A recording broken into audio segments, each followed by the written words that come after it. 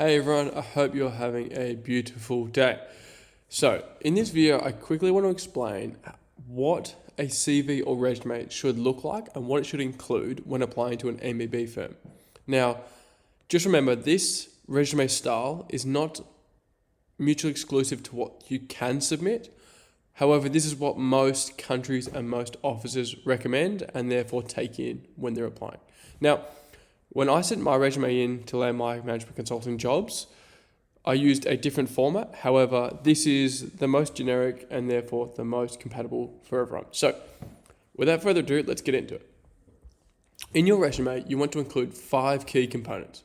You want to have some form of career objective or personal statement, an education section, an employment or professional experience section, a leadership component, and then finally an additional skills and interests area at the bottom of the resume. Now you're probably wondering, why haven't we included references? Well, generally if we're submitting a 1-page resume, including references will take up too much space, whether it's 1, 2 or 3 lines, and therefore we want to maximize the space for other areas that can add more value to us as potential employees to the firm. So going through these chronologically, we have the career objective up the top. We can see that there's a 2 to 3 line area that you can use to describe your values and skills and how they influence your drive and potential to be a strong consultant. So in this area, you should focus on the concepts that highlight key skills that you have that also needed to be a strong consultant. What's really important here is keep it short and punchy and don't beat around the bush. State who you are, what you do, why you do it, and that should hold you in good stead. Think of it as an area that can introduce you from a professional standpoint to the recruiter before they get into your education and professional experience areas. The next section is the education section. Now, the education section can be swapped with the employment or experience section, dependent on if you are a current student or are currently working. If you're a current student, have the education first.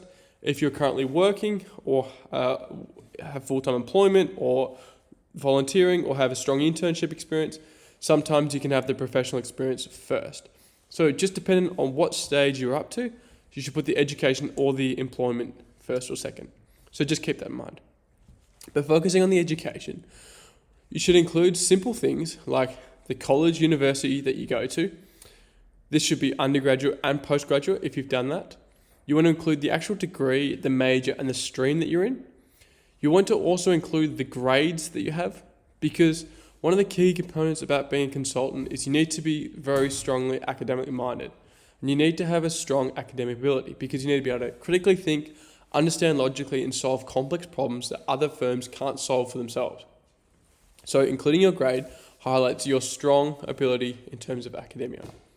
Next, you want to include some honours or scholarships, any projects you're involved with, extracurricular activities, and also academic activities such as exchanges, tours, or any potential competitions you participated in. Those could be debating, music, sport, you name it, include it.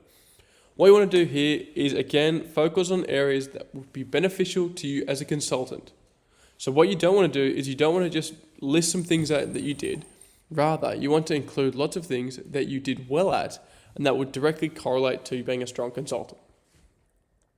The next section is the employment or the experience section. Now, this is the bulk of the resume, and this is where you can highlight your skills and experiences that are going to make you a strong consultant for the firm you're applying to. What you need to include here is simple information like the company or the organization, the position, and then any key points that you did or completed or influenced while you're in those positions. So to highlight that further, we can see here that we have main bullets and we have sub-bullets.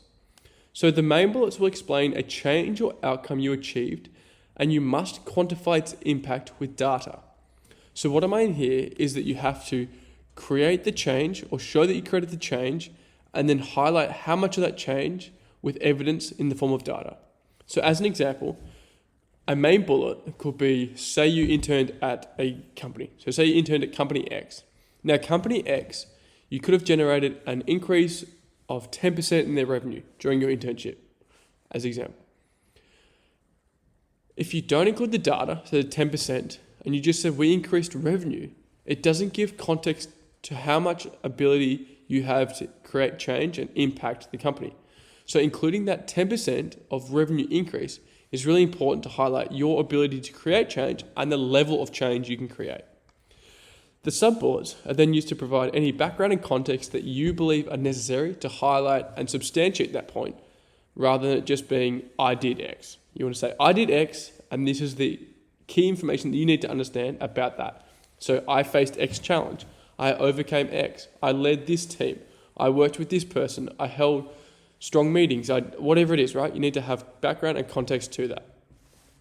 We like to aim for 3 main bullets for each section, which allows you to highlight the depth of your experiences. So, further to this, you need to have a leadership section.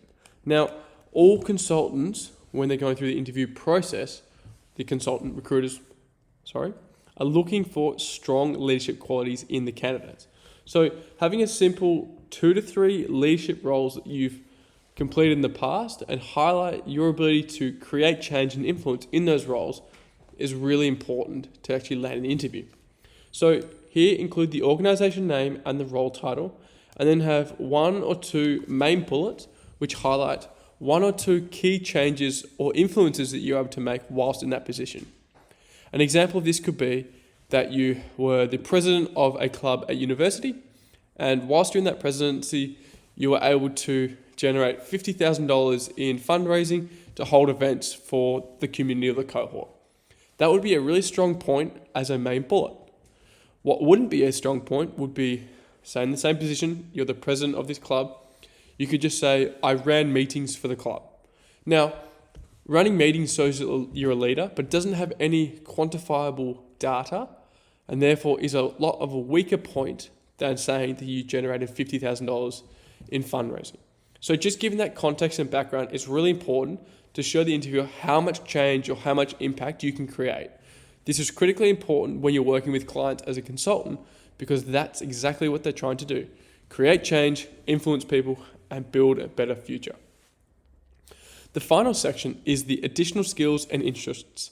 Now in this area, you just need to include some key things such as languages you speak, nationalities you hold, working visas or ability to work in countries, any skills you have, whether they're technical, digital, soft skills, hard skills, things that you make you stand out compared to the person next to you, include those here. Finally, I like to include some interests or hobbies where you can list 2 to 3 things that make you stand out from someone else or make you an interesting person. So for example, you could have a really obscure hobby that you could talk about in your interviews that make you seem like a normal person. Or you could say you're a national champion of this sporting thing, or you're a budding investor, or you really like reading, or you hold a book club, or whatever it is, right? Show that you're a well-rounded individual and that you have something to differentiate you, rather than just being the person who's completed this internship and that internship and then did this work and got this grade and all that kind of thing.